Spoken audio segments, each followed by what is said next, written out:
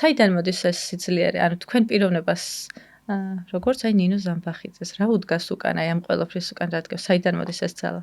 არ ვიცი, ძალა საიდან მოდის, არ ვიცი. წეს უკან ჩემ ცხოვრებას რო გადავახო, ვფიქრობ, რომ ეს არ უნდა გამეკეთებინა, ან რანაირად მეყო ამის ნერვები. იცი რა არის, ალბათ ისევ ის, რომ არა, მაინც უნდა გავაკეთო.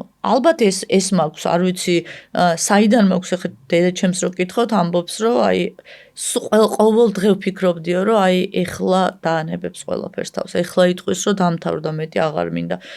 ძალიან ბევრი მძიმე დაღი დატოვა ამან, მათ შორის მენტალური ჯანმრთელობის კუთხით. ამაზეც არ საუბრობენ და ტაბუ არის დადებული, რომ აი მქონია დეპრესია.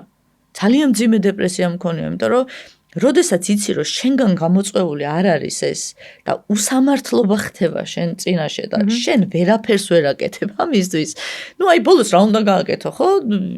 იბრძვი, გამოდიხარ, საუბრობ და ნუ აი ბოლოს რა ხდება, რომ ისევ შენ თავს შინაგანად ჭამდა, რა ვიცი, ხან დეპრესია მქონდა და ხან იყო პერიოდი, საერთოდ ლოგინიდან ადგომა არ მინდოდა, იმიტომ რომ გადახედავ ამას ყველაფერს, რომ ამდენი გამოწვევა გაქვს, იქ ოჯახი გაქვს დანგრეული, იქ პირობითად ეს მოგებული წააგე, იქ რაღაცას ვერ აკეთებ, იქ ხედავ, რომ უსამართლოდ ექცევიან ადამიანს, რომელსაც ვთქვათ მთელი ქონება იპოთეკაში აქვს ჩადებული და რაღაც ფინანსური ინსტიტუტი უყიდის და ვერაფერს ვერ ეხმარები ის ადამიანი შენთან მოდის და გეუბნება რომ აი ეს არის ბოლო შანსი თუ არა და თავს მოვიკლო და გონია რომ აი ამის თანამონაწილე ხარ, იმიტომ რომ აი ასეთი შემთხვევები არის უამრავი, ხო? როგორ დაძლიათ ეს არ ვიცი, ქვია რომ დავძლიე, რა ვიცი. პროცესში.